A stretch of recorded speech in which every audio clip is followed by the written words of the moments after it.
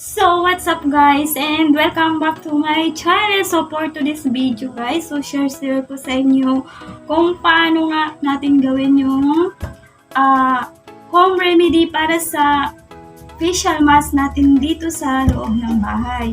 So guys, bagong lahat, so ipakilala ko muna sa inyo yung ating mga supplies and materials needed. Ito po yung ating mga ingredients. So, una, meron tayong soothing gel. Ayan, soothing gel. And then, syempre, dahil wala tayong kalamansi, so gagamit tayo ng suka. Kasi yung suka medyo, may ano din to siya, pang puti din to, pang paputi din. Pinaka mahalaga nating ingredients ay ang ating puro nga kape. So, syempre, Nescafe puro guys. So, then, may gagamit din tayo ng isang itlog. Ayan. And then, syempre, mayroon tayong Quaker Oats. So, maganda to siya sa mukha kasi meron siyang antioxidant. So, magsimula na tayo guys. So, lalagyan natin siya ng 3 kutsarang, Quaker Oats. 3 kutsarang Quaker Oats na tapos. Quaker Oats.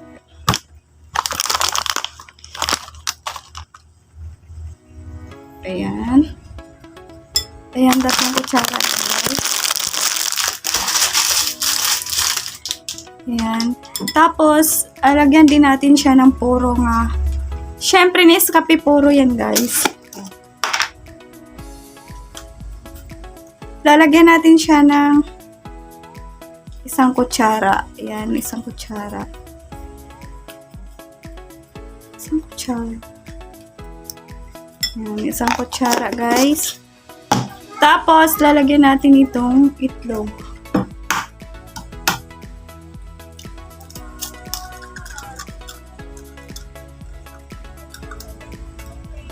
So, pwede na yan isama kahit yan. Tapos, haluin lang yan guys. Haluin ng haluin. Ayan.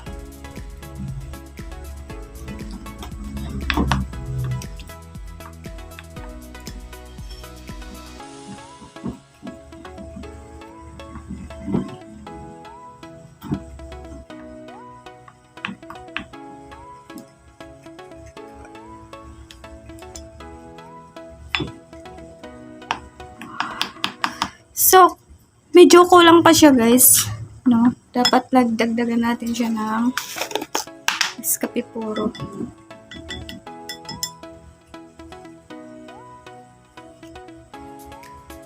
Ayan, medyo may pagkakulang kasi ano. Ayan. Hanggat hindi nyo makukuha yung tama niyang tamang lapot. So, dagdagan nyo lang ng dagdagan sa inyong mga ingredients. Yan. Malapot na siya, guys. So, lalagyan nyo ng, sunod na, ay lalagyan ng, yan. Lalagyan natin ng suka. So, 1 kutsara lang.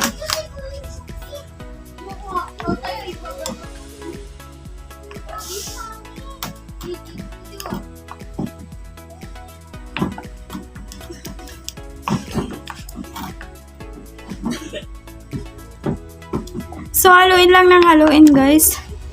Ayan. Maganda yun sa balat. Tapos, lalagyan natin ng soothing gel. Kung wala kayong soothing gel, guys, so, maganda din ilagay yung aloe vera.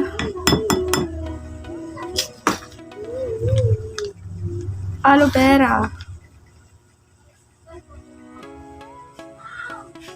1 kutsarang ganyan.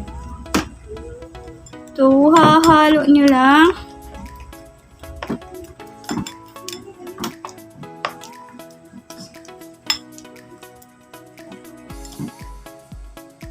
So, ready na to guys na i-apply nyo sa mukha at saka sa inyong buong katawan. Pwede na yun. Yan. Okay na yan guys. So, i-apply natin sa mukha natin. So, hello guys! So, ngayon dahil tapos na natin na gawa yung ating DIY na face wash. So, try na natin siya ngayon, guys.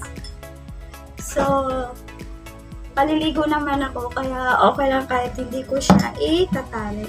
So, lalagyan na natin, guys, ang ating makeup. So, maganda to, guys, sa mukha, no?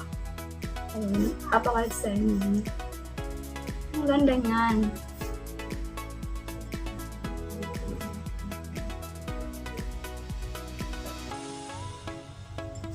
Tapos, 30 minutes ni Sung ibababad, guys. Ayan.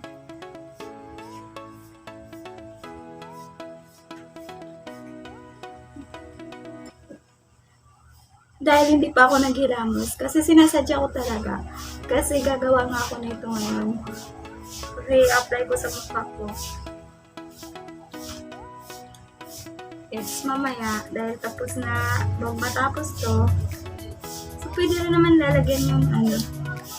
Walang problema to, guys. Wala tong side effect. Kasi DIY to, hindi naman masyadong yung ito. Yung epekto nito. Pwede tong gawin, guys, once a week. So, pag mga ganito, once a week lang ito ginagawa, guys. Sa susunod kong video, gagawa din ako, guys, na kung paano gawin yung facial scrub. So, DIY facial scrub. Para po hindi na kayo mapamahal na bibilhin yung facial scrub kasi ang mahal-mahal. Bumili nga ako ng body scrub, guys. So, nasa mga 200 yung presyo niya.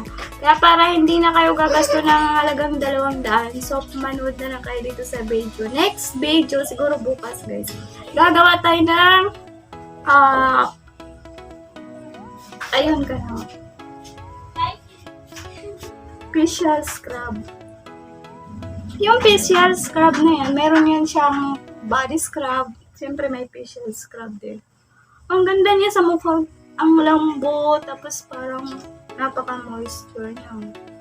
Lambot, tapos feeling mo, yan. Okay. So, pag ibababad ng 30 minutes din, babadlawan pagka-after.